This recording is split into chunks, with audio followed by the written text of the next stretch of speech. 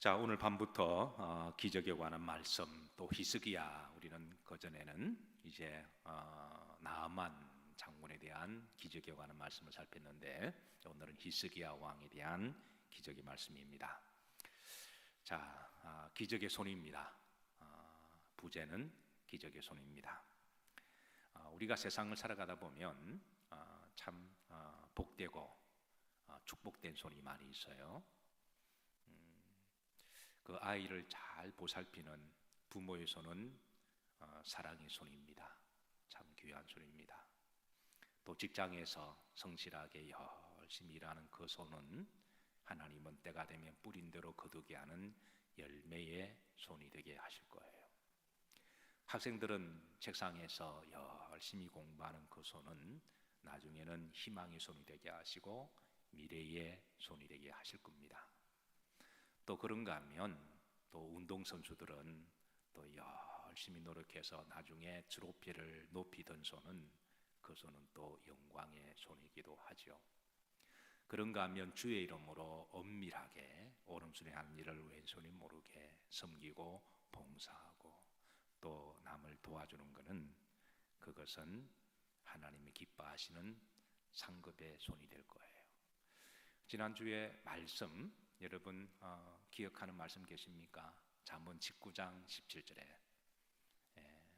주의 이름으로 가난하고 힘들고 어려운 자를 불쌍히 여기고 긍휼히 여기고 도와주는 것은 여호와께 뭐 하는 것이다?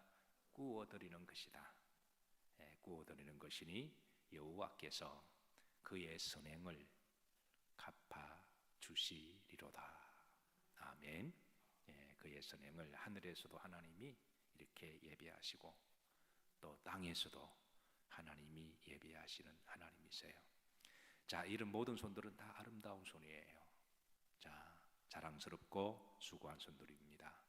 여러분 손을 좀 다 드셔서 손아 수고했다 그렇게 한번 손을 한번 위로해 주시죠. 그런데 여러분 가장 거룩하고 복되고 기적의 손은 저는 기도하는 손이라고 믿습니다.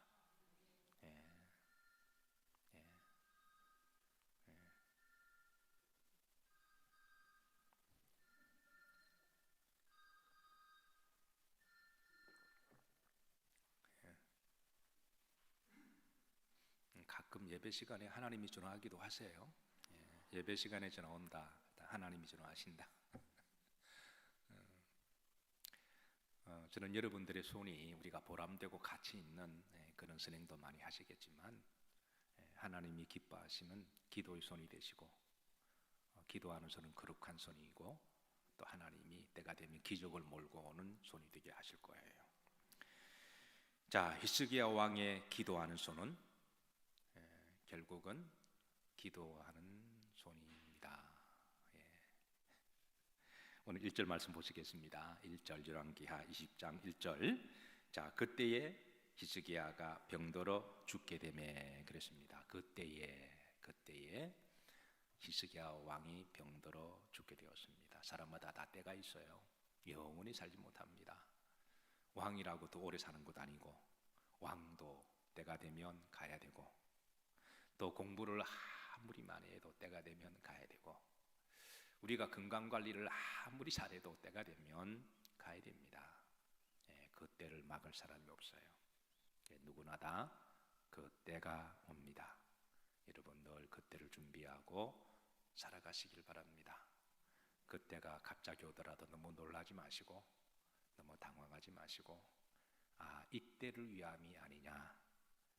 우리가 헌신하고 봉사할 때도 우리가 이때를 위함이 아니냐 우리가 그렇게 하지만 그러나 우리가 하늘나라 가는 것은 하나님 영생한 부활의 소망을 가지고 가는 거잖아요. 그래서 우리가 물론 이제 이별하는 그런 아픔과 상실의 고통은 있지만 그러나 우리가 영적으로 보면 정말 그때를 위하여 우리가 살아온 거죠. 그래서 그 믿음으로 여러분 누구나 다 우리는 다 그때를 준비해야 돼요. 그래서 히스기야 왕도 이제 그때가 되었습니다. 그래서 병들어 이제 점점 죽어가게 될 때에 이 병은 어떤 병인지는 성경은 밝히지를 않아요. 그래서 어쨌든 병들어 그렇게 점점 죽어갈 때 일반적으로 사람이 어떤 절박한 문제를 만나거나 죽을 만큼 절박한 문제, 또 실제로 죽을 일을 만나게 되면 일반적으로 다음 세 가지 반응들을 보입니다. 첫 번째는 열심히 그 문제를 해결하기 위해서 이렇게 방법을 구하고 쫓아다니는 사람들이 있죠. 그래서 어떤 경우는 사람을 쫓아다니기도 하고, 어떤 경우는 방법을 찾아내기도 하고, 지혜를 구하기도 하고, 사울 같은 경우는 너무 다급한 나머지 무당을 찾아갔습니다. 오늘 이 시대도 많은 사람들이 다급하면 무당을 찾아가는 사람들 의외로 많더군요. 얼마 전에 우리 딸아이가 홍대 앞에 좀 만나자 그랬는데, 뭐 홍대하면 젊은이들의 글이 요즘 뜬다 그러더라고요. 이제는 강남은 옛말이고 홍대라면서요? 언제나 맞죠? 홍대 갔는데 그 의외로 점집이 많더군요. 그런데 젊은 사람들이 그게 쭈글쭈글 앉아가지고 이렇게 또 점을 보는 사람들이 또 의외로 많아요. 제가 또 좀 이렇게 좀 충격을 조금 받았습니다. 강남에도 다니다 보면 점집이 많이 있고, 그래서 어쨌든 사람이 절박하고 다급하게 되면 이제 그렇게 찾아다니는 사람들이 있고, 두 번째 아예 포기하는 사람이 있습니다. 낙심하고 절망하고 그냥 아예 절망하고 아예 포기해버리고 그냥 될 대로 되라는 식으로, 어떤 사람 스스로 그냥 극단적인 선택을 하는 경우도 있습니다. 사람 마음은 참 묘한데 그렇게 강하게 보이는 사람이 어느 한순간 기점이 되면 극단적인 선택을 하는 경우를 우리가 가끔 정권이 바뀌게 되면 자주 보잖아요. 사실 정권의 고위 공직까지 올라갈 정도면 대단한 의지가 있는 사람이고 똑똑한 사람들이잖아요. 그런데 하루아침에 그냥 이 극단적인 선택을 하는 것을 보면서 내 마음은 나도 모르게, 그래서 우리 마음은 하나님이 붙들어 주셔야 돼요. 여러분 아무리 잘 먹고 잘 살아도 어느 한순간 놓치면 그 순간에 결단 선택하는 거예요. 그러나 평상시에 우리가 우리 마음을 신앙으로 잘 단단히 붙들어 놓으면 어느 한순간에 악한 영이 미혹하더라도 하나님 우리 마음을 지키시고 붙들어 주실 줄로 믿으시길 바랍니다. 그래서 평상시에 믿음 생활을 잘 하셔야 돼요. 그래서 난 하나님이 없다 이런 사람들, 나는 내 힘과 능력을 믿고 살아가는 사람들, 잘 살다가 어느 한순간에 그냥 퍽 갈 수가 있습니다. 자, 세 번째, 하나님을 찾는 사람이 있습니다. 물론 우리가 위기를 만나면 어떤 문제를 찾기 위해서 노력도 하고 또 우리가 지혜도 필요하지만 우선순위 문제라는 거예요. 먼저 하나님을 찾고 기도하고, 그리고 기도하면서 제발 여러분 이렇게 기도하세요. 기도하면서 그냥 멍 때리는 기도라든가 중언부언하는 기도가 아니라 내가 당면한 문제를 하나님 앞에 다 구하세요. 그게 공부하는 사람은 공부를 구하고, 하나님 내가 오늘 이제 한 달 있다가 시험을 봅니다. 내가 공부를 열심히 하게 해주시고, 내가 요런 부분은 내가 조금 어느 과목은 약한데 그 부분을 좀 이렇게 집중적으로 할 수 있도록 지혜도 주시고, 사업을 하는 분들은 오늘 누구누구를 만나게 되는데 내가 그 사람을 만나서 내가 말을 잘하게 하옵시고 또 인상도 좋게 하옵시고, 이 구체적으로 기도하다 보면 하나님이 그 기도하는 중에 번쩍번쩍한 아이디어를 주세요. 그래서 하나님께 보고를 하는 거예요. 있는 그대로로. 오늘 내가 집에 가서 된장찌개를 해야 되는데 하나님 맛있게 하고 싶습니다. 구체적으로 기도하면 하나님이 또 번쩍하는 아이디어를 주시고, 성경에는 중언부언 기도하지 마라 그랬거든요. 그러니까 그냥 형식적으로 하는 기도, 그냥 이렇게 그냥 멍 때리는 기도, 그런 기도가 아니라 5분을 하든 10분을 하든 구체적으로 내가 해야 될 일, 가야 될 길, 그리고 오늘 어떤 프로젝트나 또 어떤 일들이 있으면 그거를 구체적으로 하나님께 보고하고 아뢰다 보면 하나님이 그 속에 지혜를 주시고 아이디어를 주시는 거죠. 예. 그래서 대박이 터지는 경우가 많습니다. 근데 구체적으로 기도하지 않고 하나님 아시죠? 그래서 이렇게 중원부원 기도하고 멍 때리는 기도하면 기도 따로 우리 삶의 문제 해결은 따로 가는 거죠. 그래서 앞으로 기도하실 때 제발 내가 지금 당면한 문제를 놓고 하나님 내가 지혜가 부족한데 나에게 지혜 주세요. 예. 수학 문제를 잘 못 풀겠는데 공식 루트 2 이꼬르 얼마요? 물어보기도 하고. 예, 그렇게 하다 보면 하나님 꿈속에서라도 지혜를 주셔서 문제를 풀어가게 하시는 하나님이세요. 제가 잘 아는 장로님이 사업을 좀 크게 하시는데요. 이분의 이제 사업 비결은 항상 새벽 예배에 나오셔서 그날 있을 사업의 모든 일과를 하나님께 다 보고하신다는 거예요. 그래서 오늘 누구 만나고 어떤 일을 해야 되고 또 어떤 문제가 있는데 하다 보면 하나님이 그 속에 지혜를 주실 때가 많다라는 거예요. 그게 내가 장로님 기도 참 잘하신다고. 예, 기도는 사실은 그렇게 하는 겁니다. 예. 자, 그래서 우리가 문제를 만나면 사람을 찾아다니는 것도 중요하고 뭐 방법을 찾지 말라는 거 아닙니다. 근데 우선순위를 하나님께 나와서 먼저 기도하고 하나님께 여짜와 이르되 다윗처럼 하나님 내가 이 전쟁을 해야 됩니까 말아야 됩니까? 전쟁을 하면 내가 어떤 식으로 내가 전쟁을 해야 되나요? 올라갑니까? 아니면 밑으로 내려갑니까? 다윗은 그렇게 충분히 기도하고 기도를 통해서 지혜를 얻고 아이디어를 얻고 그렇게 해서 하나님이 그 지경을 넓혀주시고 전쟁할 때마다 전략을 잘 세우고 그리고 전쟁에 승리하게 된 것이죠. 오늘 본문 말씀 보시면 히스기야 왕이 어떤 태도를 취했는지 보십니다. 2절에 보시면 자 기도하는데 기도할 때 좀 특이한 방법으로 기도를 해요. 자 2절 보십시다. 히스기야가 낯설 벽을 향하고 여호와께 기도하여 이르되, 그러니까 그 얼굴을 무릎 꿇고 어디를 향하여 기도했다? 벽을 쳐다보면서 기도했다. 여러분 때로는 우리 기도의 태도를 통해서 우리의 마음을 드러낼 때가 있습니다. 무릎을 꿇고 기도하는 것하고 그냥 이렇게 펑퍼짐하게 기도하는 건 다른 거죠. 근데 벽을 향하여 무릎 꿇고 기도했다. 이 기도는 히스기야가 지금 절박하게 집중적으로 기도했다라는 거예요. 사랑하는 성도 여러분, 우리가 기도할 때 집중적으로 하나님께 절박하게 기도하시기를 주의 이름으로 축복합니다. 옥스퍼드 대학의 교수였던 C.S. 루이스라고 하는 그분이 이런 말을 했습니다. 사탄의 전략 가운데 하나는 성도들로 하여금 기도를 못하게 하는 것이다.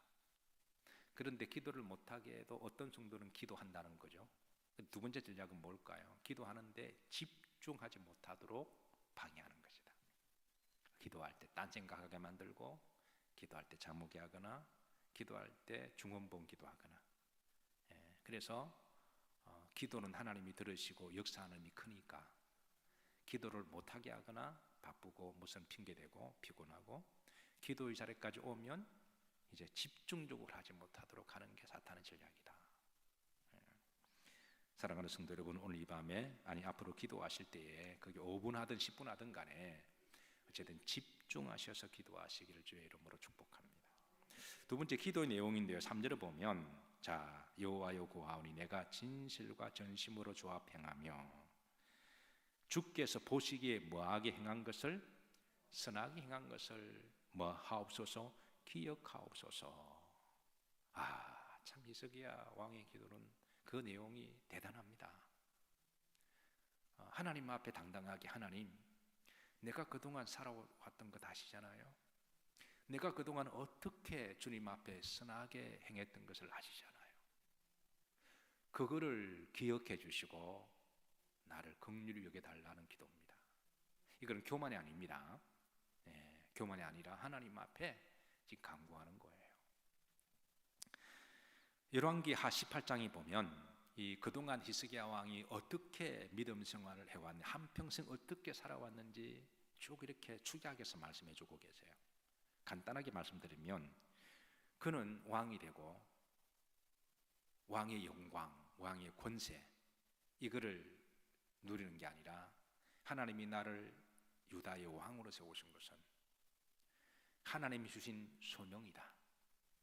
그래서 그는 결코 왕노릇 하지 않았습니다. 왕이라고 해서 칼자루를 쥐고 칼춤을 추지 않았어요. 그는 자신보다 더 높은 왕은 하나님이심을 늘 고백하면서, 그리고 유다 땅에 있는 우상 숭배를 척결하기 시작합니다.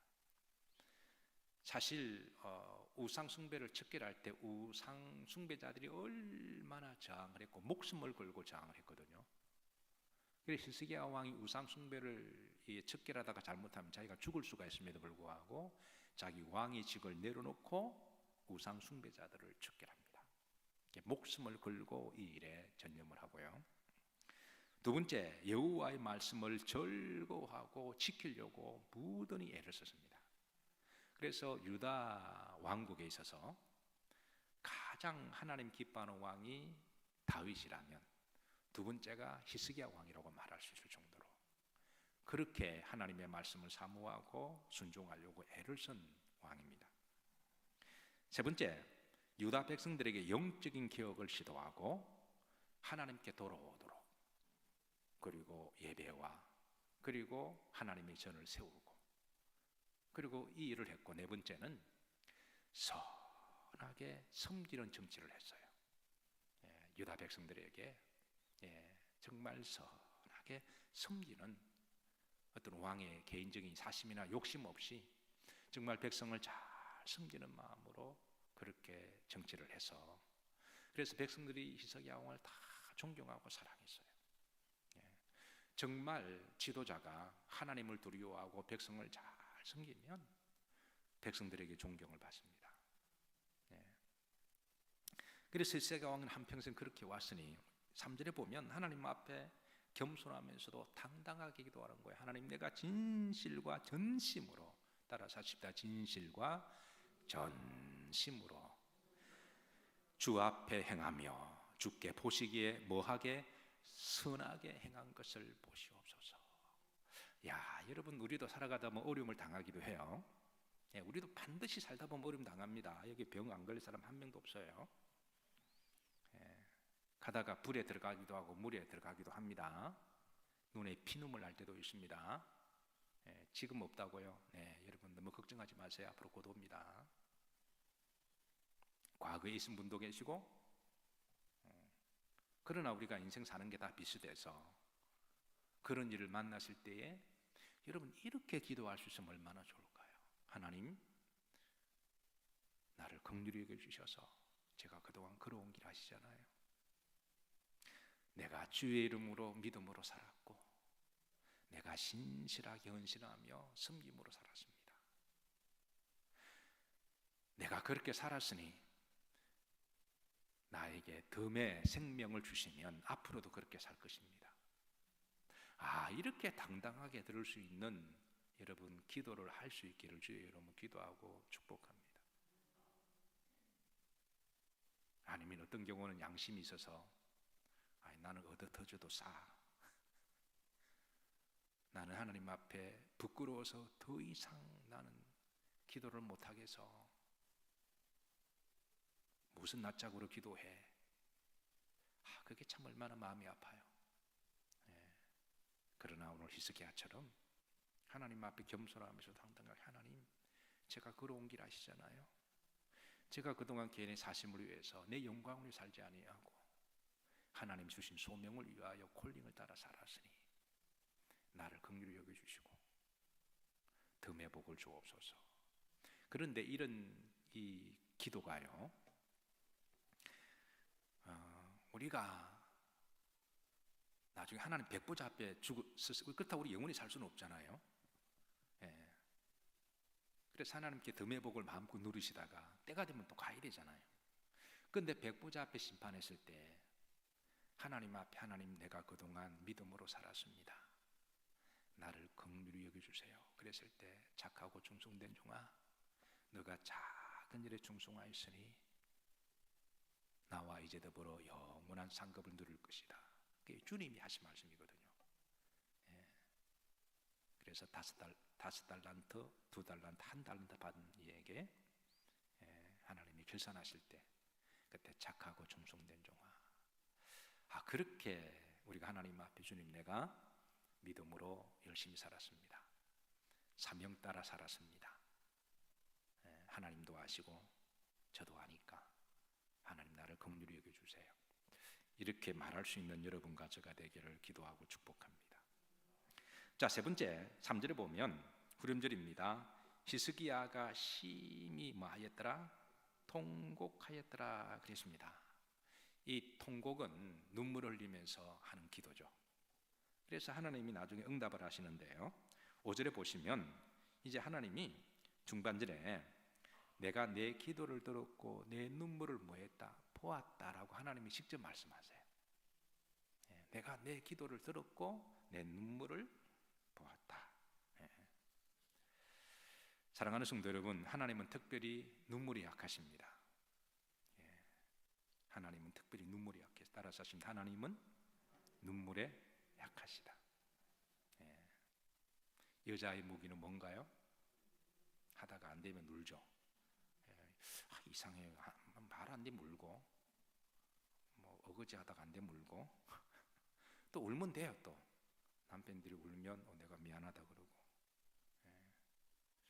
그런데 하나님은 눈물에 더 약하십니다.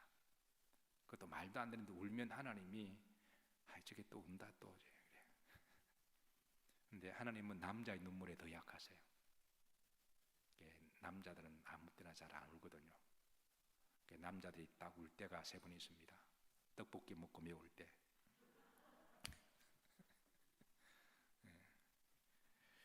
어쨌든 하나님 눈물이 약하세요. 여러분 눈물 흘리며 기도하신 적이 있으세요? 사람 앞에 울어본 적이 있으세요? 있죠. 하나님 앞에 있으세요? 이게 참 이상한 거는요, 하나님 앞에 하나님을 의지하고 눈물 흘리면 사람들 앞에 울 일이 별로 없게 하세요. 이게 참 이상해요. 근데 사람 앞에, 하나님 앞에 자존심 세우고 안 울면 사람 앞에 울 일이 많아요. 이상이 그게 많아져요. 저는 여러분들이 사람들 앞에 울 일이 없기를 기도하고 축복합니다. 운다고 그 사람들이 여러분을 봐주지 않아요. 오히려 약점 잡아서 오히려 더 이상하게 생각하지. 한번 여러분 그동안 한번 쭉 생각해 보시고, 나는 그동안 하나님 앞에 운 적이 더 많았는지 사람 앞에 운 적이 더 많았는지 한번 스스로 점검해 보시길 바랍니다. 제가 좋아하는 말씀 시편 34편 18절에 이 밤에 이 말씀을 여러분 좀 암송했으면 좋겠습니다. 따라서 하십니다. 여호와는 마음이 상한 자를 뭐 하시고? 가까이 하시고 충심으로 동의하는 자를 구원하시도다. 하나님이 마음이 상한 자를 가까이 하세요. 그리고 충심으로 동의하는 자를 뭐 하신다? 구원하신다. 오늘 히스기야의 기도는 충심으로 여호와 앞에 울면서 하는 기도였고, 하나님은 그 기도 들으시고 직접 하시잖아요. 내가 내 기도를 들었고 내 눈물을 보았노라. 그래서 하나님은 이제 치유하십니다. 근데 치유하시는데 좀 이상한 방식으로 치유를 하세요. 7절에 보면 무화과 반죽을 가져오라 하며 무리가 가져다가 그 상처에 놓으니 나으니라 그랬습니다. 하나님이 치유하는 방식은 참 다양하죠. 그건 하나님의 마음입니다. 어떤 경우는 말씀으로 바로 소자야 일어나라 해서 말씀으로 바로 치유하기도 하세요. 어떤 경우는 사람의 손길을 통하여 의술도 하나님 주신 기술이 달란트니까 의술을 통하여 사람을 또 치유하기도 하시고, 어떤 경우는 약을 통하여 치유하기도 하시고, 또 어떤 경우는 또 시간이 지나서 자연적으로도 낫게 하시고, 제가 뭐 일전에도 말씀드렸습니다만 미국에서 건축하다가 한 6개월 동안 허리가 나가서 기어다닌 적이 있어요. 그때에 얼마나 고통스러운 자다가 기침하며 온몸이 전율이 되니까 그게 그렇게 고통스럽고 화장실 갈 때 기어가고 어쨌든 뭐 근데 그 고통을 안 당해본 사람은 몰라요.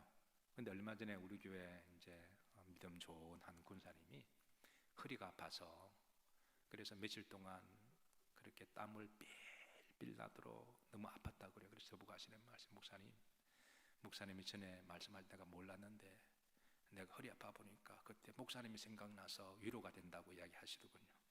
그래서 내가 조금 더 아파 보라고. 그래서 6개월 안에 뭐 이렇게 정형외과도 찾아가고 약도 먹고 있는데 안 낫더라고요. 그래서 제가 그때 버틴 게 그동안 건강하게 살았으니까 감사하더라고요. 그동안 제가 건강했잖아요. 예. 그리고 또 하나는 그때가 또 사순절이 지나고 있을 때였습니다. 예수님이 십자가를 생각하니까 또 그것도 은혜가 돼요. 또 내가 아파 보니까 아픈 성도들의 마음을 또 아니까 목사가 한 번도 안 아파 보면 성도들이 아프면 그 마음이 동정이 되겠어요? 그 마음이 느껴지겠습니까? 목사가 고생을 해봐야 눈물 흘려봐야 교인들의 고생도 알고 그 삶에서 녹아져 내려오는 그 성도의 그 아픔을 알 수 있잖아요. 그런 점에서 하나님은 때로는 목사들을 죽도록 고생시키는 것도 저는 은혜라고 생각합니다. 여러분은 목사가 아니니까 아멘하셔도 돼요. 목사 될 사람. 네. 근데 저 같은 경우는 한 6개월 지나니까 서서히 낫더군요. 그래서 의사도 안 되고 다 됐는데 서서히 회복되었습니다. 네. 하나님 어떤 경우는 인터벌을 두시고 그 시간에 주시는 레슨이 있잖아요. 네. 그래서 서서히 시간을 통해서 낫게 하시는 경우도 있고. 그리고 오늘 본문 보시면 무화과나 뭐 이파리 자체가 무슨 뭐 그게 뭐 효능은 좀 있겠죠. 그러나 어떤 식으로든 고치시는 분은 하나님이시라는 거예요. 그게 말씀으로 바로 고치시든 의사 잘못 만나면 어떡하려고요. 제가 미국에 있을 때 잔스 홉킨스 병원의 채플린 담당 목사였거든요. 여러분 잔스 홉킨스 같은 대단한 학교입니다. 천재들만 다닌다고 하는 학교고요. 의술론 최고잖아요. 제가 그 병원을 제가 좀 사정을 좀 아는데 그런 병원도 의료 사고가요 20% 이상 있어요. 제가 아는 군사님도 걸어갔다가 나중에 당뇨 때문에 걸어가신 나중에 발목 자르고 무릎 자르고 나중에는 돌아가셨어요. 50대 초반인데요. 내 그분 장례 치르면서 얼마나 내 마음이 아프고 그런지 몰라요. 의사 잘못 만나면 어떡할 거예요? 그렇잖아요. 의사도 잘 만나야 됩니다. 여러분 치과 가려면 현지 원장님만 의논하고 가세요. 제가 안 가는 거는 제가 가면 부담이 될 것 같아서. 제가 가면 다른 손님 다 안 받을 거잖아요. 돈도 안 받을 수도 없고 받을 수도 없고. 네, 그래서 제가 교인들이 하는 그런 거는 제가 잘 안 갑니다. 네, 그게 제가 싫어서가 아니라 괜히 내가 가서 교인들에게 조금이라도 마음이 더 썩을 것 같아서. 어쨌든 의사도 잘 만나야 되잖아요. 그 잘못 만나면 어떡할 거예요? 약 잘못 쓰면 어떡할 거예요? 그래서 이 모든 거는 하나님이 도와주셔야 돼요. 예, 그래서 하나님은 고치시는 하나님이시다. 참 흥미로운 거는 하나님이 고치실 때에 이제 그때부터 고치시기 하시는 시간을 두셔서 저 같은 경우 제가 경험해 보니까 저도 이상해. 주일날은 또 허리가 쫙 펴져요. 이게 참 이상해요. 평일날은 제가 막 이래갖고 거의 기어다니는데 주일날은 예배가 제가 3번, 4번 미국에 살 때도 새벽에 있었죠. 9시 있었죠. 11시 있었죠. 저녁에 또 바이블 스터디 있었죠. 그러니까 미국 교회는 주일날 한 번밖에 예배 안 드리거든요. 그런데도 주일날 우리 교회는 예배가 많았습니다. 근데 새벽까지는 거의 기어가요. 그냥 얼마나 아픈지 몰라요. 제가 부목시켜도 되고 우리 교회도 전도사님도 있으니까 해도 되는데 그런데 어쨌든 뭐 내가 해야 될 일은 해야 되니까 근데 기어서 새벽 예배 드리면 그때부터 쫙 펴져서 주일까지는 꼿꼿하게 해서 소리가 안 아파요. 근데 월요일 되면 또 아파요. 그게 6개월 동안 반복이 되었습니다. 예, 그래서 고난이 있는 곳에 은혜도 있었고, 그리고 어쨌든 6개월 지나고 나서 이렇게 이제 쫙 펴졌는데요. 그래서 제가 그때 경험한 바에 의하면 하나님이 우리에게 기도할 때 감동을 주시거든요. 그때부터 바로 응답이 되는 경우도, 그때부터 이제 응답을 시작하는 경우도 있다는 거예요. 그때부터 하나님이 고치시기 시작하시더라. 이런 것도 있다라는 거예요. 그래서 그 인터벌이 길다고 해서 포기하거나 불신앙적으로 그러지 말고 끝까지 견디는 자는 구원을 얻으리라. 말씀 정리합니다. 오늘 말씀 제목이 히스기야의 손은 어떤 손이다? 기적의 손이다. 여러분들의 손이 기적의 손이 되시기를 주의 이름으로 축복하고 기도합니다.